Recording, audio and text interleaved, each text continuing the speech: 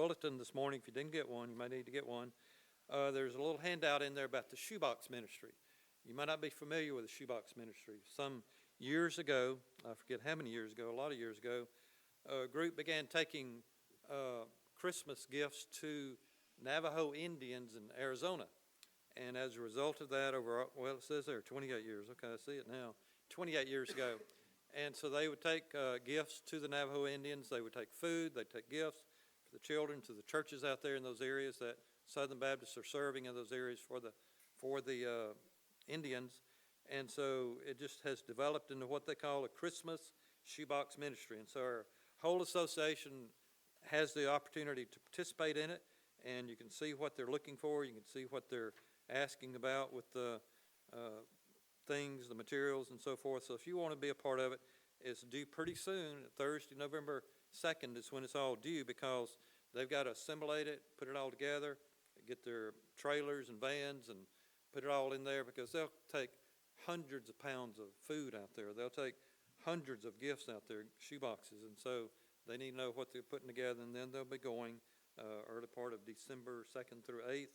And so if you want to participate, there's your invitation, there's your material to look at, and check it out, see what you want to do to be involved in it. Soul Food, we participate with the BCM, Baptist Collegiate Ministries, this Tuesday on Louisiana Tech campus to help feed the students that come in. They'll have anywhere from 350 to 400 students coming to eat at the BCM every Tuesday. We participate in it only certain times of the year. Our association, once again, and surrounding associations are involved in it to feed the students on Tuesday, have a meal. They come in there, they eat, they have a worship service, have preaching, music, and it's just great outreach into the campus. And so they are asking us to bring 9 dozen cupcakes. And so in the past, we've had some maybe make some. That's fine, or we can go buy them, whatever.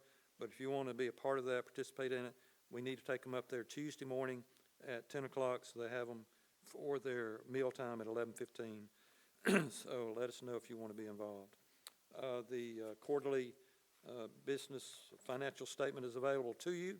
We'll have a business meeting next Sunday about that. We're looking at, for such a time as this, we began the theme last week, and we'll carry it right on through the end of the year. For 13 weeks, we'll be looking at different people of the Bible and seeing how they were considered, they saw themselves for such a time as this. You've called me to be right here, right now in this place. God, you want me to do this. We looked at Esther last week and saw how Esther, well, we'll just look at the verse then. If in Esther chapter 4, we saw, if you remain silent at this time. Mordecai was talking to Esther, who was married to the king of Persia, and she was a Jewish lady, and the decree had been sent out all over Persia that all Jews were to be killed. Where have we heard that? Oh, on the news yesterday. And Mordecai sent word to Esther and said, you can work this out. You can save our people. And so if you remain silent at this time, relief and deliverance for the Jews will arise from another place. But for you, Esther, and your father's family, they'll perish. And who knows but that you have come to this royal position for such a time as this. Esther, maybe God has you in the right place at the right time to do something for your people of Israel, your Jewish people, your family and friends, to save us and rescue us right now because of where you're located, what you're in, where you're in that position. And so it is with you and I. A lot of times we go through a day, we go through our life and think, boy, this is just not working out. This is not a good day. Things are happening. I didn't expect this. I wasn't looking for that. And now here I am right in the middle of this situation. I'd like to be somewhere else other than right here. And yet it could be that God has us right there because he says, are you the right person in the right place at the right time to do God's will? And so many times we should find ourselves there in a day-to-day life that, wait, I'm right here. I didn't plan on being here. I wasn't expecting to be right here. I didn't know this was going to happen, but here I am right now. And we have to ask that question. Am I the right person in the right place at the right time to do God's will? But you know, sometimes when we find ourselves in that place, it's unwanted. I don't want to be here, God. I don't want to be in this place in my life right now. It's too hard. It's too difficult. I don't like it. I'm hurting. I'm troubled. I'm upset. I've got this problem. I've got that problem. I don't want to be right here. Put me somewhere else that I can serve you better and do something else for you, because right here where I am in my life right now, I don't like. And we find ourselves that way in our lives sometimes, don't we? We don't like some of the places we're at in our life sometimes, do we? We'd rather be in another place, another time, out of what we're involved in, to be cured of that, to be healed of that, to be set free from this and set free from that, and just be in a different place, different time, having a better life than what we're having right there at that moment. And so we find ourselves in those places that it's unwanted. I don't want to be here, God. Haven't we been there before? Or maybe we're there today even. And yet God says, hold on, wait a minute. Are you the right person, the right place, the right time to do my will? And we're saying, I don't want it. We can get there, can't we? God, just find somebody else. God, just do something else. God, it's not me. You're just picking on me. You want me to do something I'm not comfortable with, that I really don't want to do. I don't want to do this. Or maybe we're just saying this is unexpected. We kind of plan our day out many times, don't we? We plan what we're going to do, where we're going to go. We plan around our meals. Don't we plan around meals? Besides us, me and Cheryl? All right, Wayne, okay. So 3 of us plan around meals. Okay, there's Sharon, okay. So me and Sharon and Cheryl and Wayne plan around meals, kind of our day. Rest of you don't, that's fine. But, things are going along, we're rocking along. What about this? What about that? And then all of a sudden something happens. Where did that come from? There's that phone call. There's that text. There's that email. There's that knock at the door. There's that thing that happened. There's that unexpected thing that happened. And now we find ourselves, that's messing up our plans.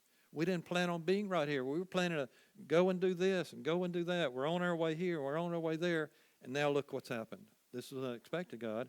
And then God says, wait a minute, hold on. Are you the right person in the right place, the right time to do my will? Oh, yeah, okay. I just didn't expect it. Okay. Other times it's welcome. We go through our day, we're planning our day, we're looking at what God wants to do, we're moving through it, and then something happens out of the ordinary, something happens we didn't plan on, something unexpected happened, and we welcome it into our life because, God, we're saying, I'm always the right person in the right place at the right time to do your will, God. Use me as you see fit. Are we there today? Are we in that place of our life that we say this and we always answer yes to this question? God, wherever I am at that moment in time, that you want to use me, I know that I'm the right person in the right place at the right time to do your will, because for such a time as this, you brought me here to this place in life, wherever here is. Well, we start this morning, our new person for such a time as this today is a man by the name of Joshua. You know a whole lot about Joshua when you read the book of Joshua, but we want to back up and see where his life began with this place in his life of being the right person in the right place at the right time to do God's will. And we have to go back to Exodus chapter 17. The people of Israel, the Hebrew people, have been in Egypt for how many years under slavery of the Egyptian kings? How many years was 400 years? The Hebrew people were in captivity in Egypt for 400 years. It didn't start that way. They went down there because there was a famine in Israel. They said, we got to go find food. Egypt's got food. And they went down to Egypt, and they found out, the Egyptian people found out, hey, these are good workers. These are good people. Let's give them some good land, let them raise the crops, let them raise their sheep, things like that, and we'll just let them stay here. Well, they had it so well, they got so comfortable, they said, why go back to Israel? We like it right here. This is good stuff. This is a good place. We're well taken care of. We're liked people. We got all the benefits of the land. Let's just stay. So for the next 400 years, they stayed. But finally, an Egyptian king came along and says, hey, these people are going to take over our land one day. We better put them in slavery. We better drive them hard. We better be mean to them, tough on them. We'll teach them who's boss. And so they did. And finally, one day, the people of Hebrew people said, hey, we don't like it here anymore. And God said, I know. See, sometimes, just like with them, we get comfortable where we are. You know, we get kind of, I'm okay. Life's not real bad, but life's not real good, but I'm comfortable. I like where I am in life right now. And so we just kind of settle in. We just kind of sit down in life, and we get comfortable, and we get where we are, and you know, we're okay. We put our feet up, and we're all right. Israel did that. The Hebrew people did that in Egypt. We're comfortable here. Why go back to Israel? We do the same thing. I'm comfortable right here in life, where right here is.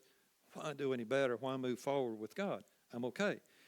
And so God had to do something. He said, how am I going to get my people, my Hebrew people, out of Egypt back to the promised land that I'd given them years ago under Abraham?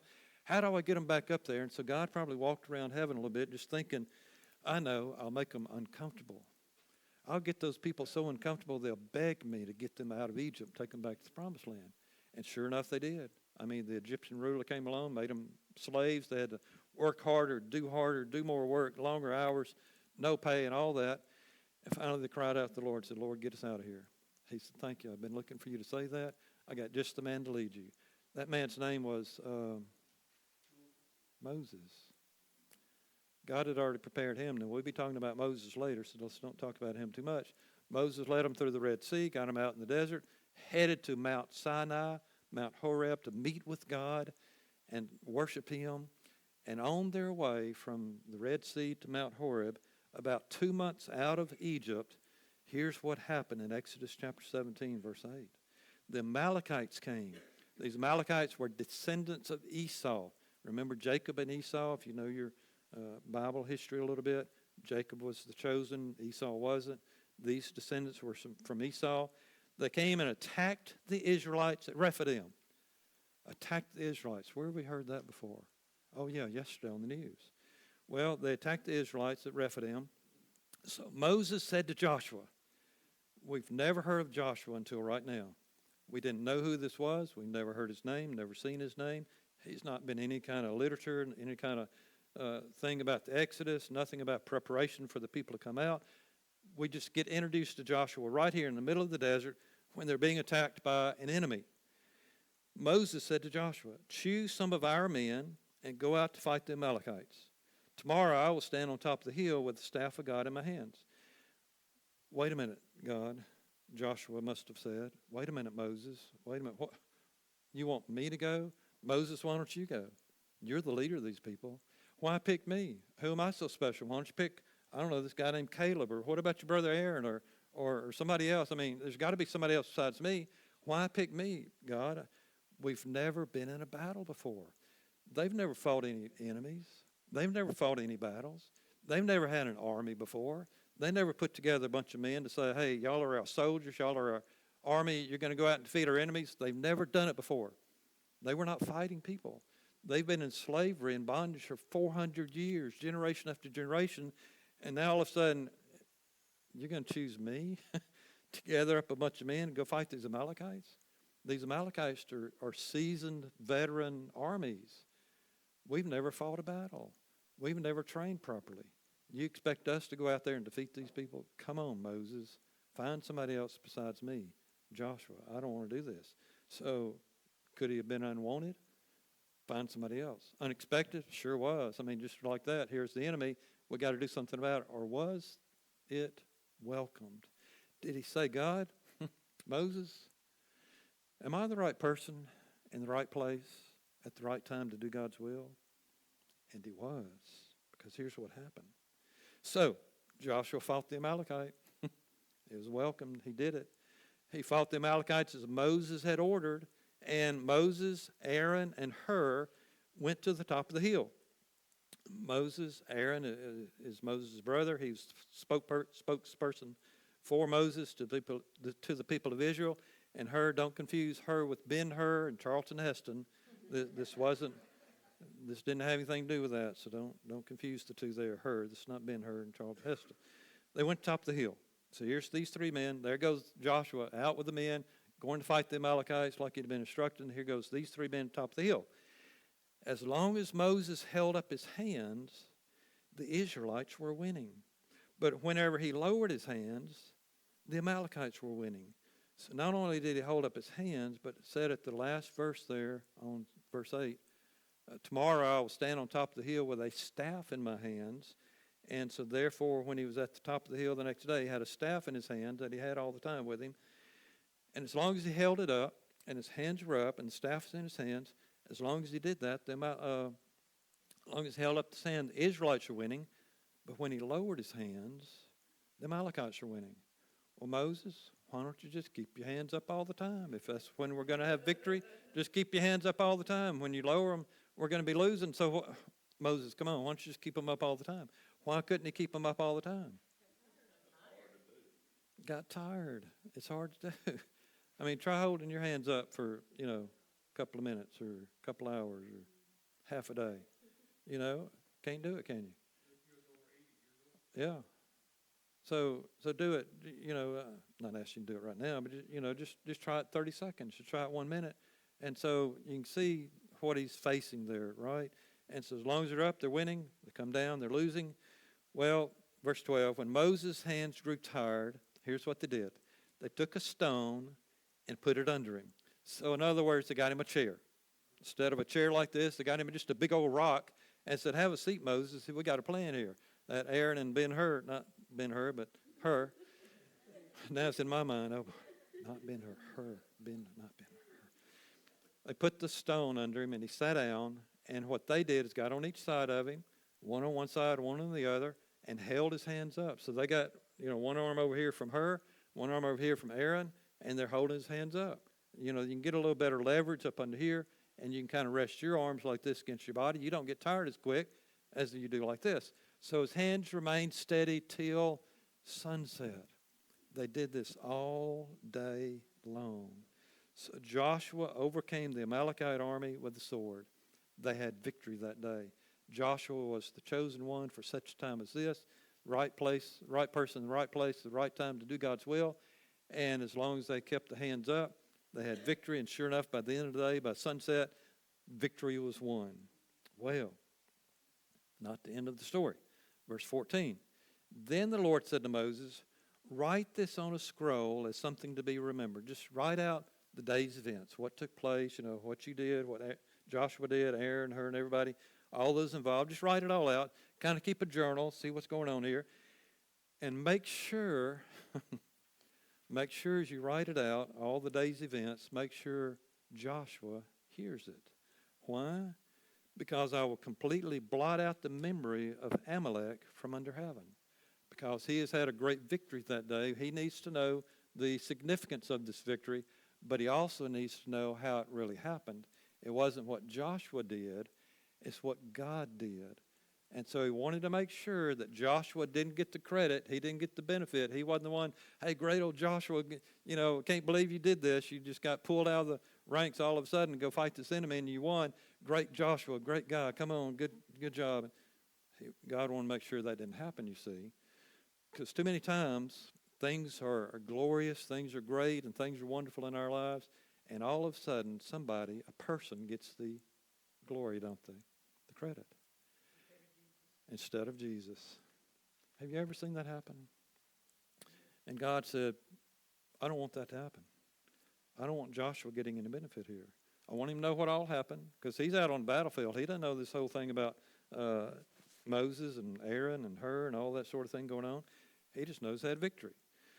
Well, so he said, "Write it on a scroll. Make sure Joshua hears it, because I will completely blot out the Amalek from under heaven." Well, Moses built an altar and called it, "The Lord is my banner." And so what would happen when people would receive a blessing from God, whatever the blessing may be, the first thing they would do is build an altar and worship.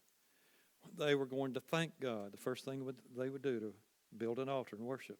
When you read about the patriarchs, Abraham, Isaac, Jacob, and all these others in the Old Testament, especially in Genesis, you find the first thing they did when they went to a new place in life, the first thing they did was not build a house, not build a fire to cook a meal on. The first thing they did was always built an altar to worship the Lord. That's the first thing they did. Sounds like a song called, what? First Things First. See, they knew that the first thing they needed to do when God blessed them, God did something for them, was to worship him, praise him, honor him, give him the glory for what just happened, whatever it is. And so that's what Moses said we got to do. It's first things first. First thing we got to do is not go get Joshua off the battlefield and say, "Thank you, Joshua." Not go get all those men that fought the battle and say, "Thank you, guys, for beating this enemy." Not do anything but say, we need to worship God right here, right now, first things first. So they built an altar, called it, "The Lord is my banner." And he said, "For hands were lifted up to the throne of the Lord." The hands that he held the staff up with. Hands are lifted up to the throne of the Lord. "And the Lord will be at war against the Amalekites from generation to generation. And we need to praise the Lord. We need to thank the Lord. We need to honor him. And so what was this significance? The Lord is my banner. The Lord is my banner is interpreted from the Hebrew language, which said in Hebrew, Yahweh is my signal pole. You say, well, does that make more sense than what we just read? Well, here it is. It was a decorated pole built next to an altar of God. So it had significance to it. The decorated pole would have a meaning for that day. That day they would understand what's on the pole was that battle they fought that day and defeated the Amalekites. So it's a decorated pole next to the altar of God to remember God's blessings. Here's what God did for us today. And it was also a rallying point for the military. They could look over here at a distance and kind of get their bearings on where they are on the battlefield. There's the altar of God. We see the pole. And they'd always know that we go back to the pole, or if that's where we need to reunite, or we look at the pole and say, wait, we've got God on our side. There's our altar. There's our praise to God, our blessing to God. Let's always remember Yahweh is our signal pole. Yahweh is the one who draws us to himself. The Lord is my banner. We honor him. We respect him. We put our hands up to him. And so that's what he was trying to show the people of that day. Well, he wanted Joshua to always remember, Joshua, you did a great thing today. You were the right place. You were the right person, the right place, the right time to do God's will. For such time as this, you were called to this place in life. But Joshua, you need to always remember, it's Yahweh, it's God who gave you the victory today. It wasn't you, Joshua. You were just being an obedient vessel to God, doing his will, doing his work right now. For such time as this, it was you, Joshua. You were that right person in the right place at the right time to do God's will. You see how all that works in our life? There we are on a battlefield every day. If we haven't understood we're in a spiritual battle every day, we need to try to understand that today because we are. If we're born again, if we're a Christian, if we're a follower of Jesus, if we have denied ourselves, taken up our cross, following Jesus day by day, doing his will, then we're in a spiritual battle. Because all along our path throughout the day, Satan's going to attack us. The world's going to come against us. Somebody's going to try to get us off course and make us not have first things first with God's will, God's ways. And as a result of that, what are we going to do? And so he wanted him to always remember, wait a minute, it wasn't you, Joshua. You were just a vessel of God. It's God that gave you the victory. And so it is with you and I every day. When we overcome, when we have victory over the world, sin, and Satan, it's not us that did it. Hey, I said no yesterday. I didn't do this yesterday. I didn't do that yesterday. It's God that did it. It's God. Well, that's Joshua, how we get introduced to him. But I got one more story. I want us to go to Numbers chapter 13, chapter 14. In Numbers chapter 13, 14, what's happened after this event took place here, they were just a few days away from getting to Mount Sinai. They go to Mount Sinai, and they stay there 2 years around the mountain. And as they're at the mountain, they're getting the law of God. Moses goes up on the mountain, gets the 10 Commandments, the law from God, brings it back down to the people. They begin to learn it and understand it, what they're to do as the people of God. So they spent 2 years there. Finally, God said, it's time to move, time to go to the promised land. And off they go. They're marching on their way, going to the promised land. So when they get there within a month. And so there they are at the border. There they are at the boundary of what they're about to inherit, the land they're about to get. And so what Moses did was say, let's send in 12 spies to the land. Just kind of check it out, get a feel for the land before we go in, see what you think about it, see what it looks like. So here goes these 12 guys, including Joshua, went in with them. They go in, they investigate, they walk around, they look around, and they came back, and in chapter 13 of Numbers, didn't put it all on the screen, there they reported to them and the whole assembly and showed them the fruit of the land. They went in there and just got some fruit, they got some things from the land and brought them back to the people of Israel, the Hebrew people, and said, here's the good stuff. And then they gave to Moses this account. We went into the land which you sent us, and it does flow with milk and honey. This is a great-looking place, flowing with milk and honey. See, here's the fruit. The fruit was so heavy, this cluster of grapes, it took 2 men to carry the cluster of grapes. Had to put it on a pole, and two men had to put it on their shoulder, one in the front, one in the back, to carry that cluster of grapes. I mean, it was a wonderful sight. It was just an encouraging sight. This is it. This is what we're about to get. But then one of them said the word, but. Have you ever been listening to somebody tell you something? Hey, this, and this. I was having a great day, and this is going on. It's a good day. But you say, uh-oh, what do you mean now? It's kind of like saying, somebody coming to you and say, hey, you want the good news or the bad news first? Which do you want? And so you make a choice. Well, that's kind of like the way they did here. They didn't say, Moses, hey, you want the good news or the bad news first? They just said, here's the good news. Then they said, but here's the bad news. But the people who live there are powerful, and the cities are fortified and they're very large. We even saw descendants of Anak there. The Amalekites live in the Negev, the people they just defeated, the Hittites, Jebusites, Amorites, termites, and all those. Well, it doesn't say termites, but they probably had termites. They live in the hill country, and the Canaanites live near the sea along the Jordan. And so we got all these people that live there, and it's just, you just wouldn't believe what we saw. It's not good. Then Caleb silenced the people before Moses and said, we should go up and take possession of the land, for we can certainly do it. Caleb spoke up and says, we can do this. Remember what we did to the Amalekites? Remember how we went out and defeated them, and Moses held his hands up as long as they're up, we're winning. God gave us victory there. God will give us victory here. But, another verse 31, the men who had gone with him said, so there's Caleb and Joshua, 12 went in, 2 said we can do this, but how many were left to say we can't? Yeah, y'all are good at math, aren't you? But the other 10 who had gone up with him said, we can't attack those people. They're stronger than we are. And they spread among the Israelites a bad report about the land they'd explored. They began to go around and telling people, you need to agree with me. You need to be on my side. We can't go in and take that place. We're going to be defeated. We can't do it. We can't accomplish it. You with me on that? Yeah, okay. And go over here. And just started going around the people. These 10 guys just going around all the people say, hey, we can't do it. You need to be on my side. Don't listen to Jacob and Joshua and Caleb. Don't listen to them. They're these optimists. They're these, all that. Don't listen to them. Listen to us. And so they began to spread this bad report about it. And so the people finally said, or those 10 guys said, we seemed like grasshoppers in our own eyes. We're just grasshoppers among giants. We'll never be able to do this. Do you see how we do that sometimes? I'll never get over this. I'll never get past this. I'll never be able to have victory over that. This is just the way it is. Just the way it's going to be. It's just the way it's always been. I'll never be any different, never be any better. Nothing's going to change. Do you see how we get that way sometimes? We get like those 10 did. They only saw what they could do.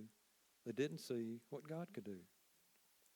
So that night, all the people in the community raised their voices and wept aloud. All the Israelites grumbled against Moses and Aaron. If somebody's grumbling, what are they doing? Complaining. I'm glad people got out of the system here, because we just don't do that anymore, do we? I mean, you don't ever hear anybody grumbling and complaining, do you? No? Okay, see, Patricia said she doesn't. And so all the Israelites grumbled and complained against Moses and Aaron, and the whole assembly said to them, if only we had died in Egypt. Why didn't you just leave us in Egypt? We could have died there, old and happy, didn't have to do all this, Or why didn't we just die in the desert? Why is the Lord bringing us to this land only to let us fall by the sword? Don't we ask that question sometimes, why? God, why did you bring me to this place in my life? God, why am I right here in this place in my life right now? I didn't ask for this. I didn't want this. I didn't expect this. God, why did you do this? We ask God why a lot of times, don't we? And so they're asking that. Our wives and our children be taken as plunder. Wouldn't it be better for us to go back to Egypt? God, I got a better plan. Let's just go back to Egypt. It's not that far away. We've only been out of there a couple of months. a couple of years, and so let's just go on back. See how we do sometimes? God, I've got a better plan than you. Your plan just looks too overwhelming. Your plan just looks too hard. I don't like your plan. I've got a better one. I think I'll do that instead. Do you see how we do that sometimes? They did. Well, it didn't work that way. Chapter 14, verse 4 now. And they said to each other, we should choose a leader and go back to Egypt. Let's just get somebody. Moses wants to go the other way. Aaron's going to go the other way. Hur is going to go the other way. Caleb's going to go the other way. And Joshua. That's only 5. Let's just find another person, be our leader, lead us back to Egypt. Be a whole lot better. We got a better plan than God does. Then Moses and Aaron fell down in front of the whole Israelite assembly gathered there. Joshua, son of Nun, and Caleb, son of Jephunneh, who were among those who had explored the land, tore their clothes and said to the entire Israelite assembly, the land we passed through and explored is exceedingly good. What's the problem? This is God's plan. This is the best plan. This is the best route to go. It's all good. What's your problem? If the Lord is pleased with us, he will lead us into the land flowing with milk and honey, and will give it to us if the Lord is pleased with us. He was pleased with us when we defeated the Amalekites. Why isn't he pleased with us right now? Only hold on, folks. He said, do not rebel against the Lord. Don't say that's a bad plan, God. Don't rebel against God. And do not be afraid of the people of the land, because we will swallow them up. Their protection is gone, but the Lord is with us. Do not be afraid of them. The nation of Israel came under attack yesterday. Over 600 people now that we understand have been killed. Over 1,000 have been wounded. And listening to the ambassador to the United Nations from Israel, it's fixing to get worse. Over the next few weeks, you're going to read about thousands of people getting killed. Really. They're going to have an attack against this group called Hamas. They're going to send in troops, jets, bombs, missiles, rockets, and they're going to literally kill thousands of people. And they asked that UN ambassador this morning, what's your plan? What is Israel's plan? And he said, I'm not going to announce on national TV what our plan of action is. Duh. But he didn't say any of what I just said. We just know how Israel reacts when they're attacked. They will kill thousands of Hamas people. They will kill thousands of Hezbollah people. They're going to send in rockets, troops, planes, whatever they can do. And they thought they got a lot of people killed in Israel. They're fixing to multiply that by 10 or more and kill that many more people. And so over the next few weeks, we're going to see a lot of bad things happening over there in that area. But do you see it all right here? It all started right here. I was reading in Numbers 33, not knowing about that until this morning. He was showing them the boundaries. And he was showing them what you would get. And he's showing them, this is your land. This is your possession. Drive out the inhabitants.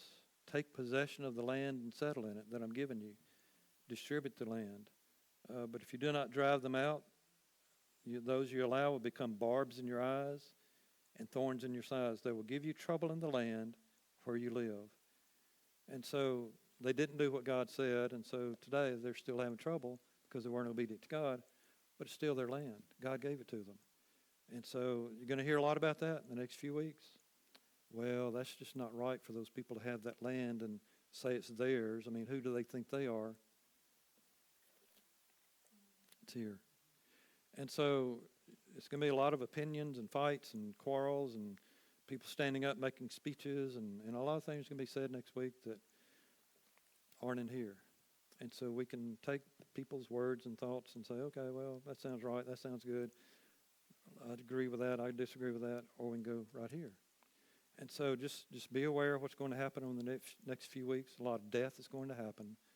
A lot of people are going to be killed as a result of what happened yesterday to Israel. And we're looking at it right here where it all began. Only do not rebel against the Lord. Do not be afraid of the people in the land, because we will swallow them up. Their protection is gone, but the Lord is with you. Do not be afraid of them.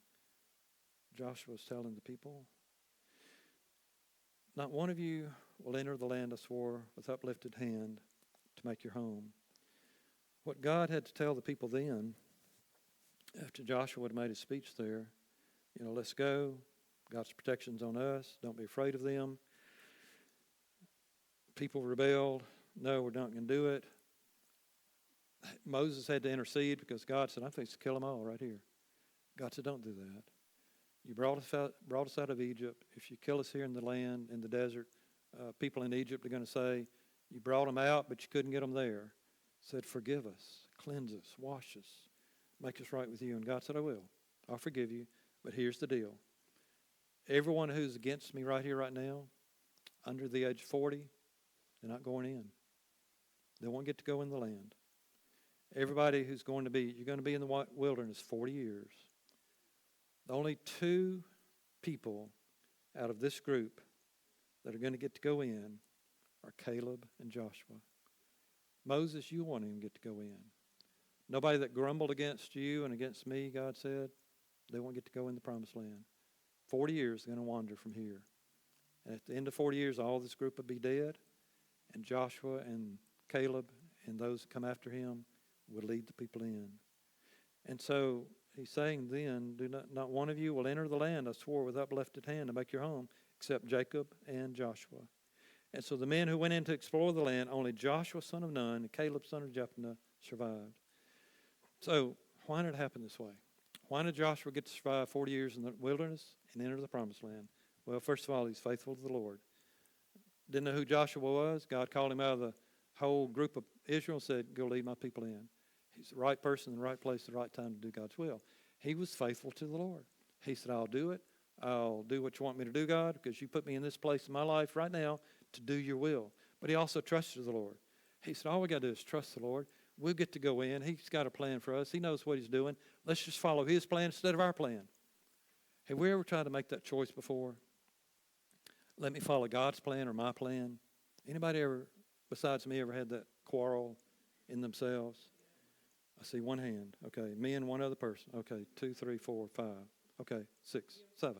Okay, so 7 of us have. Rest of you hadn't. That's good. You've always just followed God's plan. That's great. But I've had it, and those other 7 that raised their hands have too. That we had a struggle one time, or maybe many times. To do God's will or my will? Follow his plan or my plan? Which do I do? And many times I've followed mine instead of his. And so Joshua said, you know what? I want to follow his plan. I just want to trust God. I just want to do it his way because he's led us this far. He's going to take us in. I just want to follow his plan. I'm going to trust him. And that's why he got to go into the promised land. That's why the others didn't. They didn't trust God. They weren't faithful to God. But he's also obedient to the Lord. He said, God, you want me to do this? Okay, I'll do it. Want me to do that? I'll do it. And so as he obeyed the Lord, he was able to inherit the land and live at peace with God. And so Joshua, for such time as this, he's the right person in the right place at the right time to do God's will. Are we? When God comes to us on a daily basis and says, you're right here, wherever here is at that moment, you may not want it. You may not welcome it. You might not have thought it's going to happen. You may not have expected it. You may have thought another plan was coming in my life today, but here I am, right here in this place right now, wherever that is. And we have to ask ourselves, am I the right person in the right place at the right time to do God's will right here, wherever here is at that moment? So as we go through the next week, it could be a Monday morning, it could be a Tuesday afternoon, or Wednesday night, it could be whatever time of the day it is or night that God says, right here. I got you right here for a reason. And we have to say, okay, what is it? Oh, I see. I see what you want me to do. I didn't expect it. Wasn't planning on it. But I see you're trying to do something in my life. I'm your person, God. Use me in your kingdom as you see fit. And thank you for inviting me to come in. But see, we have to hear from God. We have to be born again. We have to be saved in order to hear God's voice, to know that we're in the right place, the right person, right place, right time, to know that He wants to use us right there, wherever there is. We have to be saved first so we can have the Holy Spirit living in us. We hear from the Holy Spirit. He speaks to our heart. Oh, yeah, okay, I got you. Whatever you're telling me. So that's the beginning point. And then we have to be listening. We have to be attentive. We have to be faithful and obedient and saying, okay, God, I see you doing something in my life. I'm right there with you. Are we there today? Are we this?